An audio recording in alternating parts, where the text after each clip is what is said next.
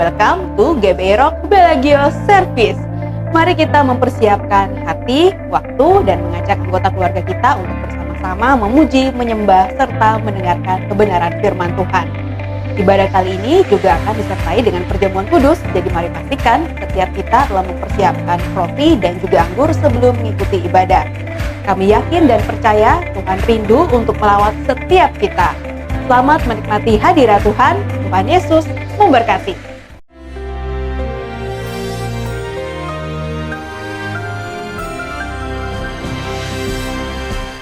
Shalom seluruh warga kerajaan.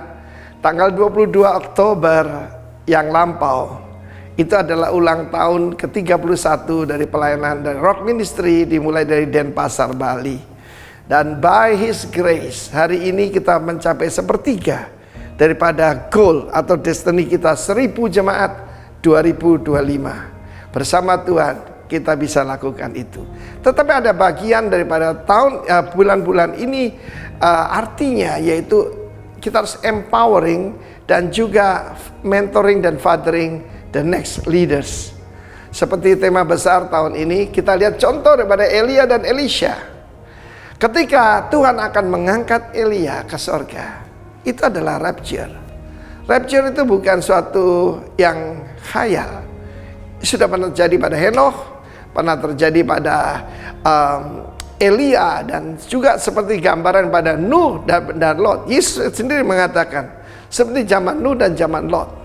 Ketika Nuh masuk dalam bahtera, datanglah hukuman itu. Ketika yaitu Lot dan keluarganya dibawa keluar oleh dua malaikat dari Sodom, maka datanglah hujan api dan belerang. Kita melihat keadaan dunia tidak jadi lebih baik. Dimulai dari sebuah station, kita akan bicara selama 1 bulan ini, yaitu 4 station plus 1, yaitu perjalanan daripada Elia dan Elisha. Mereka mulai daripada Gilgal. Tapi di sini apa arti Gilgal? Gilgal itu dari huruf GLGL, Gimel Lamed. Ya, Anda bisa lihat di screen. Dan Gimel itu artinya camel, ya, camel. Camel itu artinya ada seseorang yang diangkat, ya. Jadi promosi, bukan cuma promosi tapi diberikan otoritas.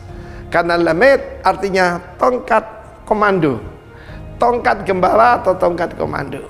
Itu akan diberikan pada orang-orang yang setia pada Tuhan. Kita tahu bahwa di Gilgal terjadi disunat untuk kedua kali, artinya disunat. Mereka yang masuk ke tanah perjanjian itu belum disunat, tapi disunat dengan apa? Yaitu pisau dari batu api. Kenapa sih Tuhan tidak membuat baja atau stainless steel? Kenapa dari batu? I don't know the reason. Tapi batu itu menggambarkan, menunjukkan hati kita yang keras. Ya, saudaraku yang kekasih Tuhan, relakan untuk dilahirkan kembali, relakan untuk disunat hati kita. Gilgal adalah awal perjalanan iman, bukan puncak. Itu menunjukkan KLB, Kristen lahir baru. Pertanyaan hari ini bukan apa aktivis gereja, apalagi cuma simpatisan Yesus. Yesus nggak perlu itu. Dia mau kita itu menjadi murid, bahkan menjadi putra daripada Allah. Dia tidak datang membawa agama, dia datang membawa kerajaan. Dan maturity harus menjadi ukuran. Dan tentu saja Gilgal juga mengatakan tentang ada hubungan dengan Gulgolet. Gulgolet itu Golgota. Di Golgota lah maka semua celah, segala yaitu kehinaan masa lampau rolled away. Itu janji daripada Tuhan Yesus. Dia mengangkat kita daripada kehinaan kepada kemuliaan. Goal kehidupan manusia bukan kebahagiaan, bukan kenyamanan. Karena itu kita bisa gagal paham. Tapi tujuannya adalah kesempurnaan dan kemuliaan. Seperti Elia diangkat dalam kemuliaan. Karena itu umat Tuhan, dengar baik-baik hari ini. Sudahkah Anda dilahirkan kembali? Apakah Anda adalah Kristen lahir baru? Kalau tidak, memang belum. Saya mengalami kelahiran baru 41 tahun yang lalu. Nanti hari Natal tahun ini, itu ulang tahun saya ke-41. Ikut Tuhan Yesus. Tapi itu baru awal perjalanan. Dilahirkanlah kembali. Ya, itu adalah kehendak Tuhan untuk masuk kerajaan surga. God bless you warga kerajaan. Amin.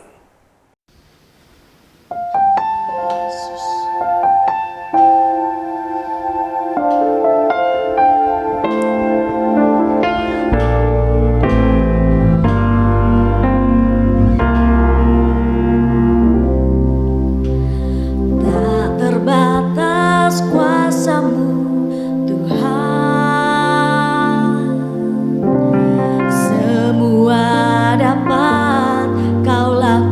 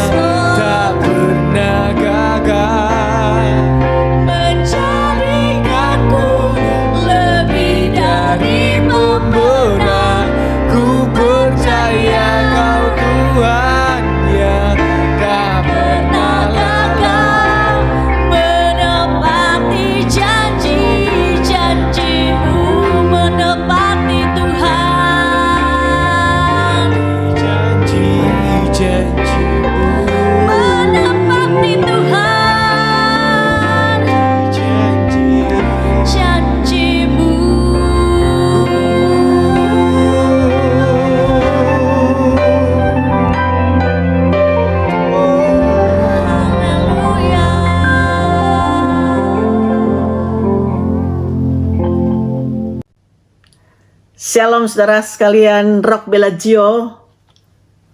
Bagaimana kabarnya? Senang sekali kita bisa bertemu pada hari ini, walaupun hanya melalui online. Terima kasih kepada Pastor Novid dan juga kepada Pak Amir yang memberikan saya kesempatan untuk saya bisa membagikan kebenaran firman Tuhan pada hari ini. Ini merupakan suatu kehormatan yang luar biasa. Baik, Ibu Bapak Saudara yang dikasihi oleh Tuhan, saya ingin beri judul apa yang saya ingin bagikan pada hari ini adalah mengembangkan kehidupan dasar yang kuat untuk kita boleh menjadi mentor dan juga Bapa bagi generasi ini.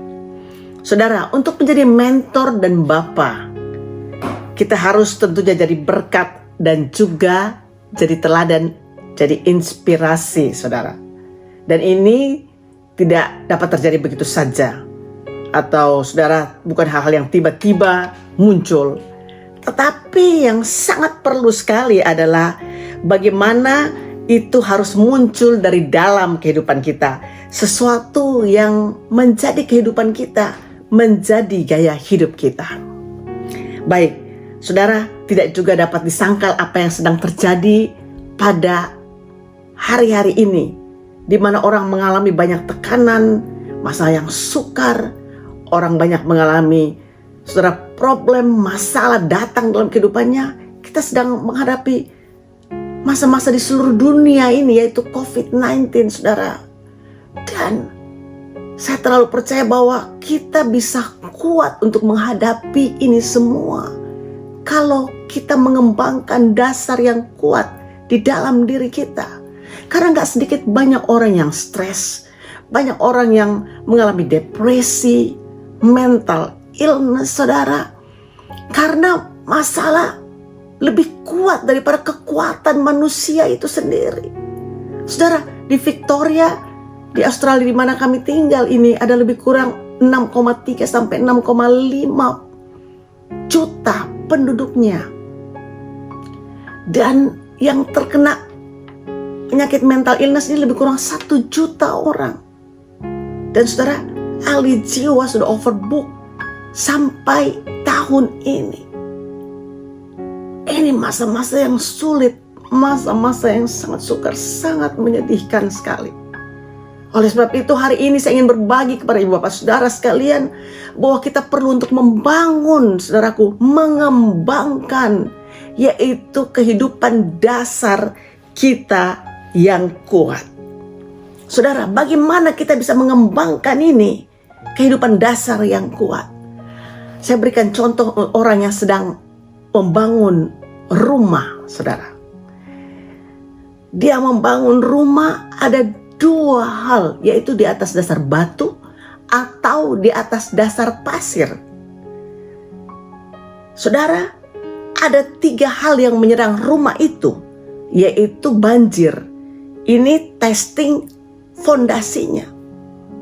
Dan hujan, testing atap atau roofnya. Angin, saudaraku, testing tembok-tembok di sekitarnya. Ini datang menyerang dari bawah, atas, dari samping, dari utara, timur, selatan, barat. Tapi rumah yang dibangun di atas dasar yang kuat, atas dasar batu, dia kokoh berdiri, stay strong because of the foundation. Yang dibangun di atas dasar pasir, di mana ketiga hal ini datang menerpa rumah tersebut, rumah itu rubuh. Dan Alkitab bilang begini, hebatlah kerusakannya, karena fondasinya hanya di atas dasar pasir. Apapun yang datang menerpa dia tetap kokoh dibangun karena dasarnya kuat. Dasar fondasi itu sangat penting, saudaraku. Dasar atau fondasi itu tidak terlihat sama sekali oleh kasat mata manusia. Sekarang ini banyak orang mempertontonkan, saudaraku, di sosmed adalah hal-hal yang dapat kita lihat dengan mata kita, hal-hal yang kelihatan. Tapi yang sangat penting adalah hal-hal yang tidak kelihatan, yang menjadi dasar dalam kehidupan kita. Saya ingin bacakan firman Tuhan dari 1 Korintus pasal yang ketiga 11. Katakan, karena tidak ada seorang pun yang dapat meletakkan dasar lain daripada dasar yang telah diletakkan, yaitu Yesus Kristus. Dasar kehidupan kita adalah pribadi, karya, dan apa saja yang berhubungan dengan Tuhan Yesus Kristus. Gambar kita, saudara, blueprint kita haruslah Yesus. Kita punya tujuan kenapa kita dipanggil dan dipilih, seperti dalam Roma 8 ayat yang ke-29 katakan, sebab semua orang yang dipilihnya, ibu bapak saudara, kita dipilih oleh Tuhan dari semula. Kita juga ditentukan dari semula untuk menjadi serupa dengan gambaran anaknya, supaya ia, anaknya itu, menjadi yang sulung di antara banyak saudara. Yesus Kristus Tuhan, He's our brother. Dia adalah saudara kita yang sulung. Alkitab katakan, di antara banyak saudara. Saudara, Tuhan Yesus lahir, dia mati karena dia disalibkan. Hari yang ketiga, dia hidup kembali. Sebelum dia naik ke sorga, dia memenuhi murid-muridnya dengan Roh Kudus. Dia naik ke sorga, saudara. Dan Yesus bukan hanya naik ke sorga, dia akan datang kembali. Dan juga dia berdoa syafaat buat kita di hadapan Bapa. Ini adalah hal yang sangat fundamental dalam kehidupan kita. Yaitu, saudaraku, di mana kita mengetahui dan kita membangun kehidupan ini dalam prinsip dari dasar seperti apa? Seperti pohon. Saudara, akarnya nggak kelihatan.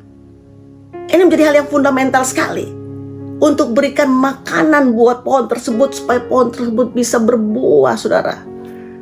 Saudara, di belakang rumah saya ada pohon. Namanya pohon itu adalah pohon lemon.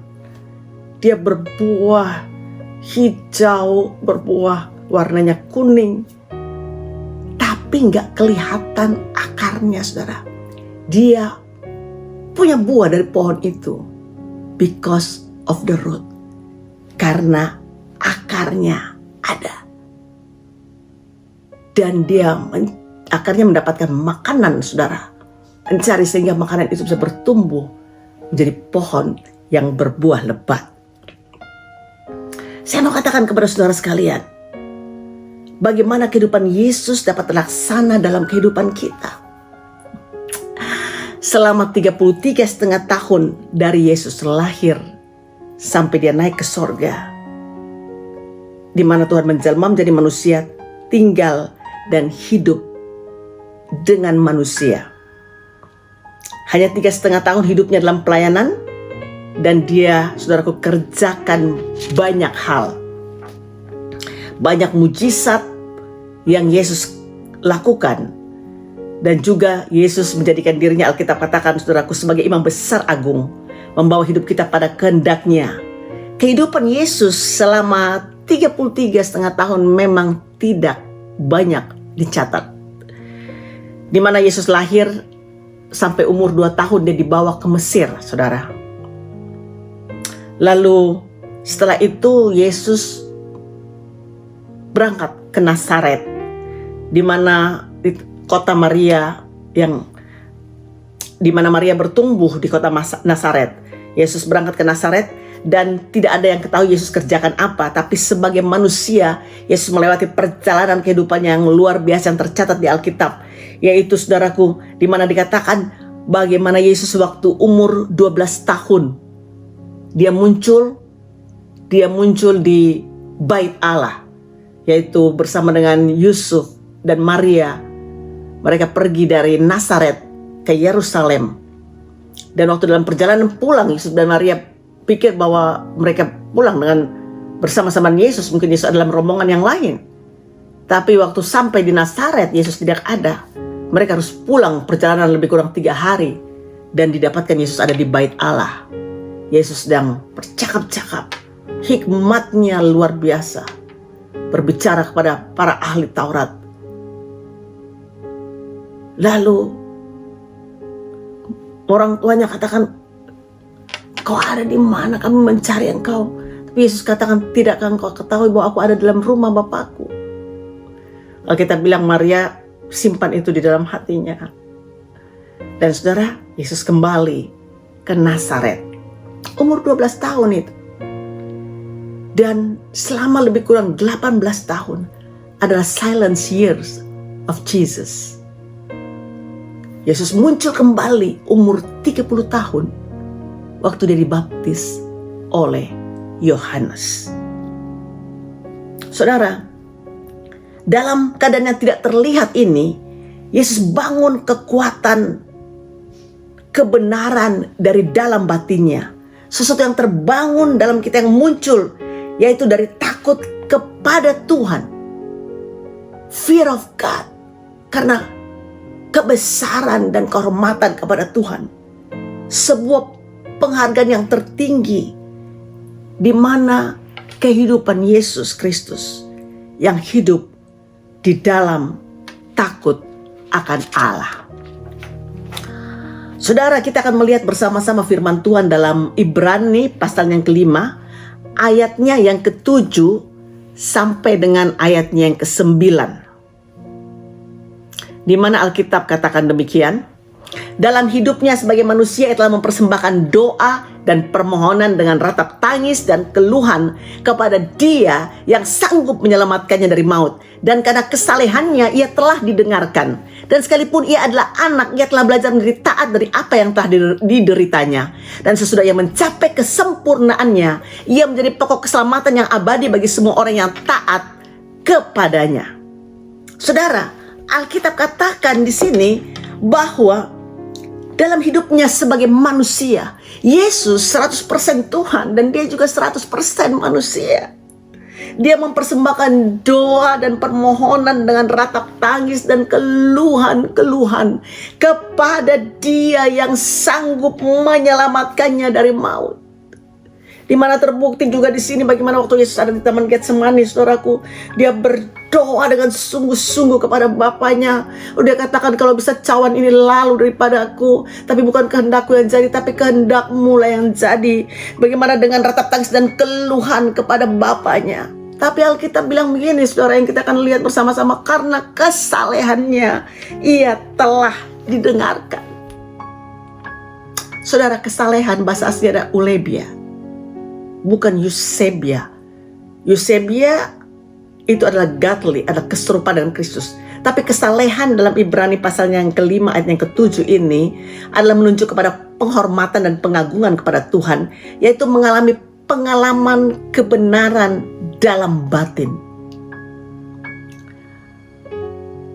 Ini, saudaraku, berhubungan dengan Bapaknya itu lewat doa, bukan secara agamawi, tapi relationship with God. Hubungan pribadi yang intim, yang erat, yang kuat dengan Bapaknya. Sehingga nyata kebenaran dalam batin itu dikerjakan oleh Yesus, yang adalah posisi yang diambil adalah posisi yang benar di hadapan Tuhan. Right standing before God. Saya yakin dan percaya begini, saudara, kekristenan adalah sesuatu yang dari dalam keluar, bukannya dari luar ke dalam. Agama mengajarkan, saudaraku, adalah hal-hal yang dari luar ke dalam. Seperti sosmed juga menyatakanlah hal-hal yang dari luar. Orang kadang-kadang sekarang suka bungkusnya, buang yang ada di dalamnya, saudara. Orang suka hal-hal yang dari luar, penampilan dari luar, bukan dari dalam. Tapi kita mau belajar dari kehidupan Yesus. Yesus belajar, cek dia masih umur 12 tahun. Tuhan memberikan pahyuan-pahyuan yang luar biasa dalam kehidupannya. Dan saudara, kesalehan, kebenaran dalam batin terus sekali dalam kehidupan kita. Sesuatu yang tidak dapat diambil oleh apapun dan oleh siapapun. Dan saya yakin dan percaya bahwa kebenaran dalam batin itu, saudaraku, akan terlihat dalam kehidupan kita. Buah-buah itu akan nyata dalam kehidupan kita. karena ada hal-hal yang ada muncul dari dalam kita. Saudara, ini perlu untuk kita kembangkan dalam kehidupan ini. Dan Alkitab juga katakan bahwa sekalipun ia adalah anak, ia telah belajar menjadi taat dari apa yang telah dideritanya. Yesus belajar ketaatan. Dia belajar taat. Belajar ketaatan dari apa yang tidak dilihat oleh orang.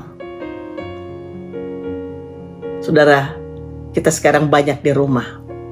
Walaupun kita ada dalam rumah kita, gak banyak orang yang lihat kita. Tapi mari kita terus taat. 1 hari 24 jam. Karena obedience is better than sacrifice. Mari kita belajar hidup dalam ketaatan. Mari kita taat kepada kebenaran firman Tuhan. Mari kita menjadi orang-orang yang bukan hanya suka dengar firman Tuhan. Saudara bisa dengar firman Tuhan di mana aja sekarang ini. Saudara bisa buka YouTube, cari orang-orang yang saudara ingin dengarkan, saudaraku, firman Tuhan yang disampaikan oleh hamba-hamba Tuhan. Orang suka dengar firman Allah. Hobi suka dengar firman Tuhan. Tapi apakah saudara kita cuma sampai mendengarkan kebenaran firman Allah saja? Kita perlu mendengarkan dan taat kepada apa yang Tuhan coba sampaikan kepada kita. Ini adalah saudara kita membangun, saudaraku, mengembangkan kehidupan kita yang kuat dari dalam kita. Saya suka juga dengan Yesus, saudaraku. Saya teringat tiba-tiba dalam Filipi pasalnya yang kedua. Ada beberapa ayat di situ, saudara. Saya ingin sekali lihat ayat ini, di mana dikatakan bahwa, melainkan ayat yang ke-6 dulu, di mana Yesus yang walaupun dalam rupa Allah tidak menganggap kesetaraan dengan Allah itu sebagai milik yang harus dipertahankan, melainkan telah mengosongkan dirinya sendiri dan mengambil rupa seorang hamba dan menjadi sama dengan manusia, dan dalam keadaan sebagai manusia ia telah merendahkan dirinya dan taat sampai mati, bahkan sampai mati di kayu salib. Itulah sebabnya Allah sangat meninggikan dia dan mengaruniakan kepadanya nama di atas segala nama, supaya dalam nama Yesus bertekuk lutut segala yang ada di langit dan yang ada di atas bumi dan yang ada di bawah bumi. Alkitab bilang begini, dalam segala keadaan sebagai manusia ia telah merendahkan dirinya dan taat sampai mati.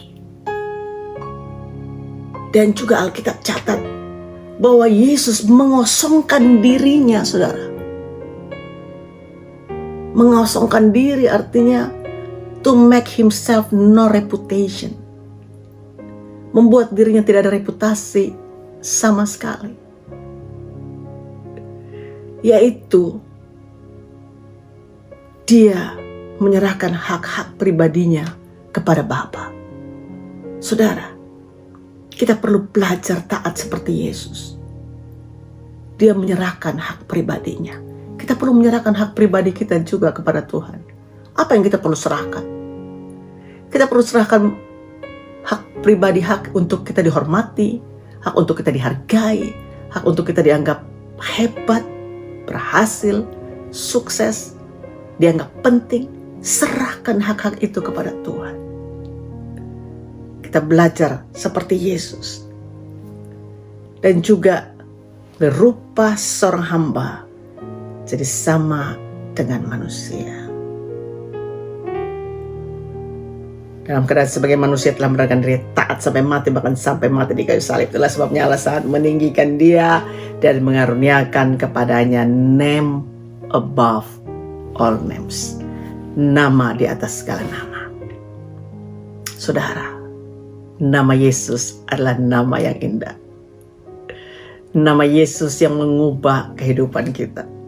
Saya mau bilang buat saudara, I'm falling in love with Jesus because of his obedience. It's really changed my life. Saudara, kita jatuh cinta terus kepada Tuhan Yesus Kristus. Kalau sebut nama Yesus, nama yang sangat agung, nama yang sangat mulia, nama yang kita cintai. Sebab itu saya gak pernah malu untuk memperkenalkan nama ini karena ketaatannya kepada siapapun. Karena di bawah kolong langit ini Alkitab bilang tidak ada satu nama pun yang olehnya manusia dapat diselamatkan. Hanya nama di atas segala nama, nama Yesus. Sebab itu kita perlu untuk menyatakan Yesus kepada dunia ini, saudara, kepada orang-orang yang kita jumpai, merampas orang-orang dari kegelapan, bawa masuk mereka ke dalam kerajaan sorga. Karena kita belajar sedemikian rupa dari dalam kehidupan Yesus. Dan yang terakhir, di mana Alkitab katakan, saudaraku, dalam Ibrani pasal yang kelima ayat 7-9 ini, bahwa selain Yesus belajar untuk menjadi taat, Dia juga, saudara, adalah Tuhan Yesus Kristus, di mana Dia adalah Tuhan yang memiliki tanggung jawab yang luar biasa. Kenapa saya bilang Yesus bertanggung jawab? Saudara, dalam masa-masa kehidupan Yesus yang tidak kelihatan itu, Alkitab mencatat bahwa Yesus bertanggung jawab sebagai anak yang sulung untuk menolong, menghidupi keluarganya, yaitu Maria dan saudara-saudaranya. Waktu itu Yusuf sudah meninggal, sudah tidak dicatat di dalam Alkitab. Lalu di dalam firman Tuhan dalam Matius pasalnya yang ke-6, ayatnya yang ketiga, di mana saya ingin bacakan ayat ini kepada saudara sekalian,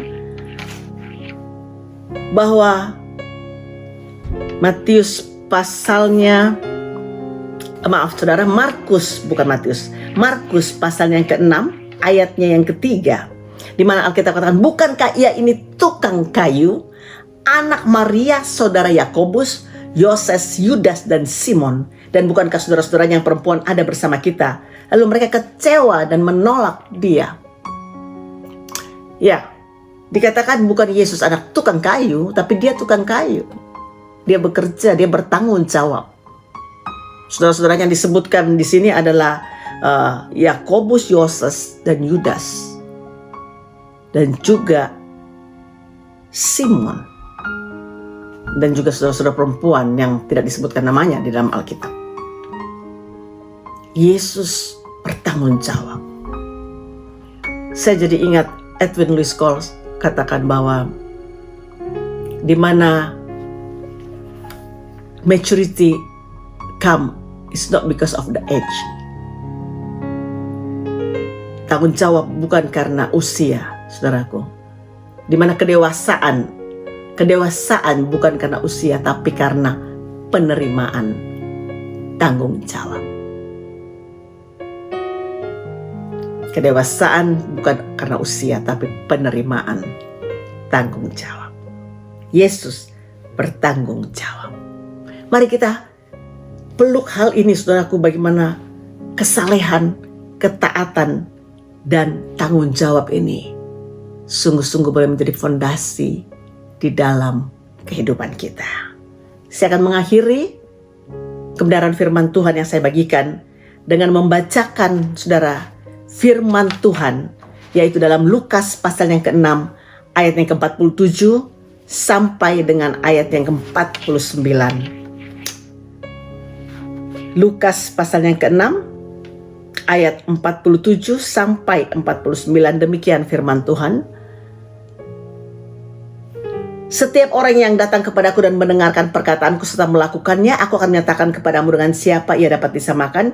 Ia sama dengan seorang yang mendirikan rumah. Orang itu menggali dalam-dalam dan meletakkan dasarnya di atas batu. Ketika datang air bah dan banjir melanda rumah itu tidak dapat digoyahkan karena rumah itu kokoh dibangun. Akan tapi barang siapa mendengar perkataanku tapi tidak melakukannya, ia sama dengan seorang yang mendirikan rumah di atas tanah tanpa dasar. Ketika banjir melandanya, rumah itu segera rubuh dan hebatlah kerusakannya. Alkitab katakan ayat 48 bahwa menggali dalam.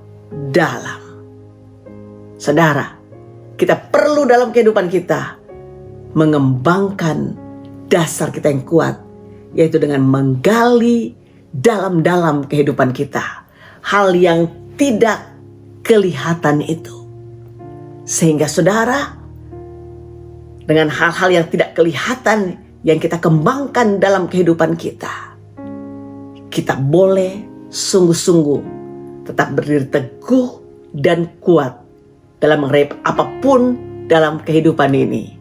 Dan kita boleh menjadi mentor, saudaraku, boleh menjadi bapa bagi generasi ini, sehingga boleh menghasilkan generasi yang sungguh-sungguh hidup dalam takut akan Tuhan dan memiliki dasar yang kuat, karena dasar itu adalah, fondasi itu sendiri adalah Tuhan Yesus Kristus. Tuhan Yesus memberkati saudara sekalian. Amin. Haleluya, mari kita siapkan hati kita, para jemaat Tuhan dimanapun saudara terkasih dalam Tuhan berada. Kita akan masuk dalam perjamuan kudus. Ya, ini adalah sesuatu yang sakral. Oleh sebab itu mari kita siapkan di tempat masing-masing, ya, dengan roti yang ada atau biskuit. Kalau nggak ada anggur boleh pakai teh atau apapun, ya, dan kita sungguh-sungguh, ya, dalam mengikuti sakramen perjamuan kudus ini. Haleluya. Mari semua yang sudah menyiapkannya, kita bersatu dalam doa. Tuhan, kami bersyukur kalau kami hari ini dimanapun kami berada, kami percaya Roh-Mu omnipresent, Kau maha hadir. Engkau yang dari tadi, dari awal ibadah sudah bersama-sama dengan kami. Engkau akan membawa kami masuk lebih dalam lagi dalam perjamuan kudus ini. Oleh sebab itu Engkau semakin menguduskan kami agar kami berlayak menerima tubuh dan darah-Mu. Terima kasih Tuhan, kuduskan setiap kami, kuduskan juga hamba-Mu. Sebentar kami siap menerima tubuh dan darah-Mu hanya dalam satu nama yang ajaib, dalam nama Tuhan kita, Yesus Kristus. Haleluya. Amin. Haleluya. Puji nama Tuhan, seluruh jemaat Tuhan. Mari kita angkat roti yang sudah kita siapkan tinggi-tinggi di atas kepala kita. Dan kita percaya waktu kita menerima ini dengan iman kita, kita tahu bahwa fokus kita cuma kepada satu yang adalah juru selamat kita, yaitu adalah Tuhan Yesus Kristus sendiri. Haleluya, haleluya. Mari kita angkat roti tinggi di atas kepala kita. Demikian firman Tuhan. Dan sesudah itu ia mengucap syukur atasnya. Ia memecah-mecahkan dan berkata, inilah tubuhku yang diserahkan bagi kamu. Perbuatan ini menjadi peringatan akan aku. Saudara-saudara percaya bahwa roti di tangan kanan saudara lambang persekutuan kita dengan tubuh Kristus. Katakan amin. Mari kita menyantap bersama-sama dalam nama Yesus.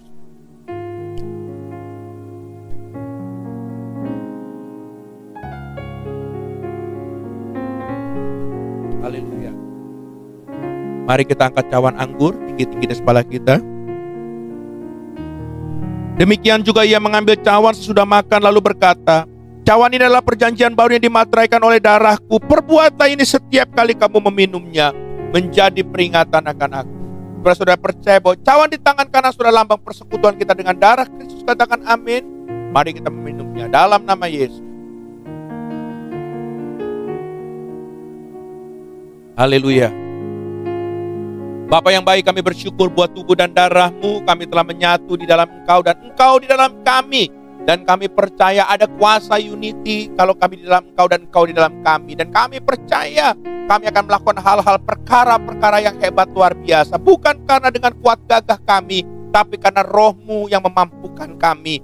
Kami bersyukur dan kami percaya saat ini juga dengan Roh-Mu ada bersama-sama dengan kami. Maka terang dan gelap tidak bisa bersatu. Di mana ada terang-Mu yang ajaib, maka segala kuasa kegelapan yang selama ini masih mengikat kami katakan keluar dalam nama Yesus. Dan kami percaya kami tidak terikat lagi akan kutuk, tapi hidup kami telah menjadi berkat dan diberkati oleh Engkau Tuhan. Terima kasih. Kami berjalan dan tingkap langit-Mu selalu dibukakan buat kami. Dan kami percaya kami yang mengalami sakit, kami percaya dengan bilur-bilur darah Yesus Kau juga menjamah dan menyembuhkannya. Terima kasih Tuhan. Dan biarlah melalui perjamuan kudus ini kami semakin intim dengan Tuhan, kami semakin serius dalam mengiring Tuhan, dan nama Tuhan akan dipermuliakan dalam kehidupan kami. Terpujilah nama-Mu Tuhan. Dalam nama Yesus kami telah berdoa dan mengucap syukur. Haleluya. Amin.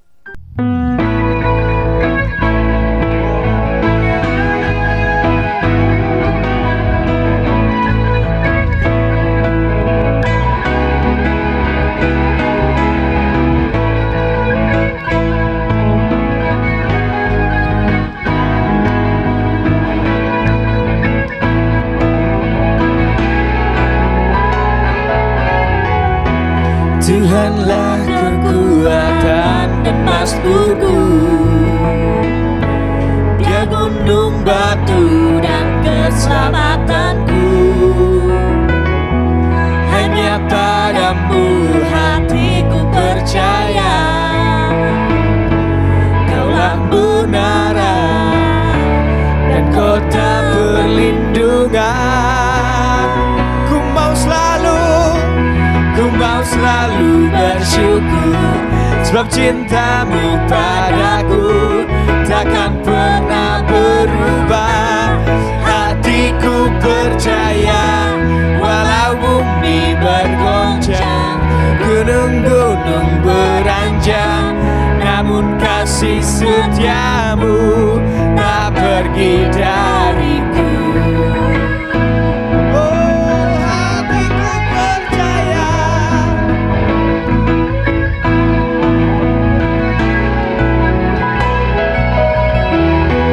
Tuhanlah kekuatan dan masmurku, Dia gunung batu,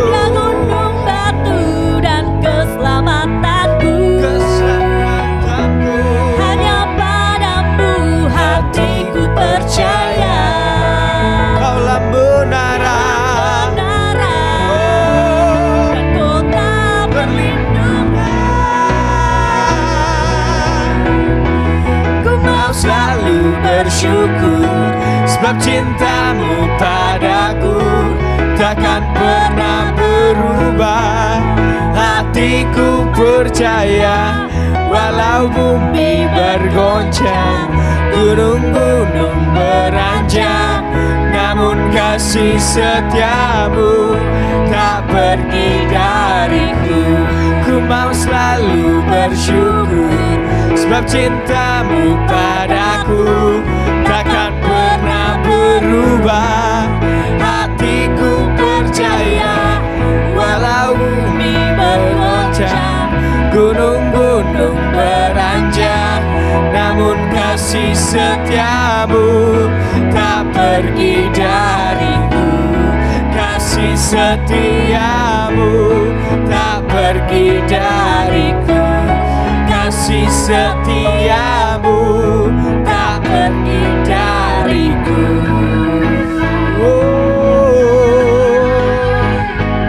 Hatiku percaya,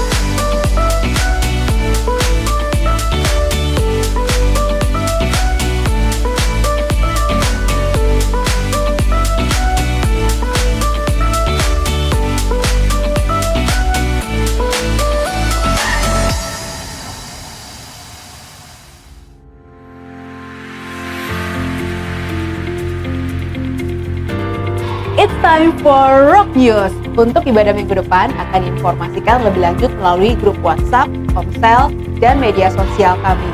Doa puasa setiap Jumat malam sampai dengan Sabtu siang. Mari ambil waktu bersama untuk melakukan doa puasa bagi bangsa Indonesia dan kota Jakarta. Komsel, komunitas saling. Saudara dapat menghubungi gembala masing-masing Komsel. Mesbah keluarga dapat dilakukan di rumah masing-masing saudara. Bible Study Rocky Bellagio setiap hari Minggu jam 10 pagi.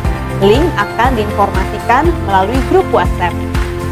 Anda dapat memberkati pekerjaan Tuhan di tempat ini dengan memberikan persembahan melalui transfer atau scan QR Code sebagai berikut.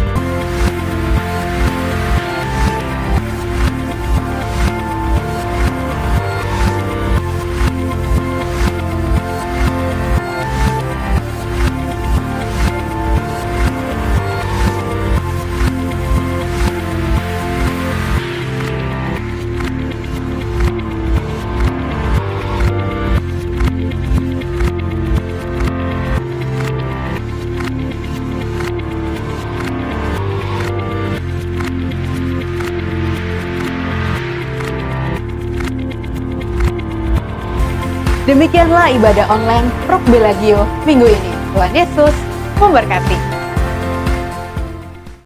Bapak Ibu yang dikasihi Tuhan Yesus, mari kita menyatukan hati kita. Kita akan mengakhiri ibadah kita pada hari ini. Dan percayalah, Tuhan akan selalu menyertai kita. Kita berdoa. Terpujilah nama-Mu Tuhan, Allah semesta alam, Allah yang berotoritas dalam kehidupan kami, kehidupan bangsa dan negara kami, bahkan kehidupan seluruh umat manusia.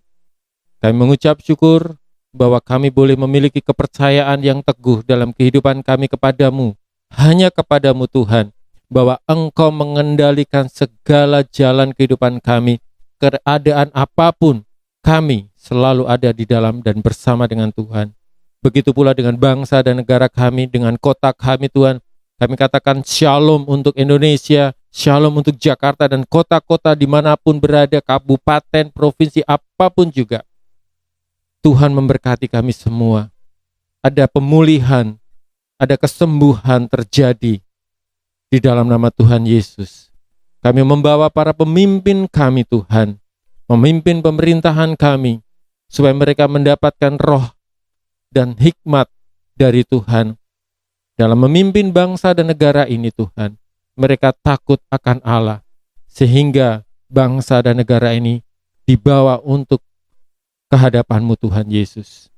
Kami juga membawa para pemimpin gereja kami, para orang tua kami, Bapak Timotius Arifin, Bapak Roni Daud Simeon, Bapak Novit Firman, beserta dengan istri, keluarga mereka.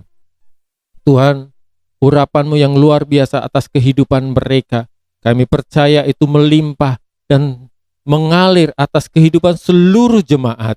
Mereka menjadi teladan, mereka menjadi contoh untuk hidup dalam kebenaran firman Tuhan dan hanya di dalam firman Tuhan.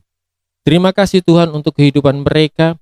Kami bawa mereka kepadamu dan kami juga membawa jemaat-Mu Tuhan. Dan kami percaya anugerah-Mu melimpah bagi kami semua. Kami mengakhiri ibadah kami ini Tuhan. Bapak Ibu Saudara, siapkan diri kita untuk menerima berkat Tuhan. Kasih karunia dan damai sejahtera dari Allah Bapa, Allah Putra dan Allah Roh Kudus, penyertaannya yang sempurna, perlindungannya yang sempurna hanya di dalam nama Tuhan Yesus Kristus, tercurah atas kita semua.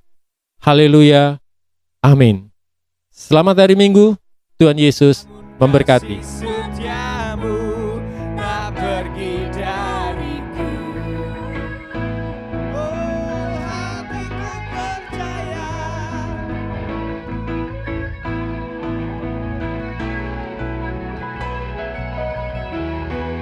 Tuhanlah kekuatan dan mazmurku. Dia gunung batu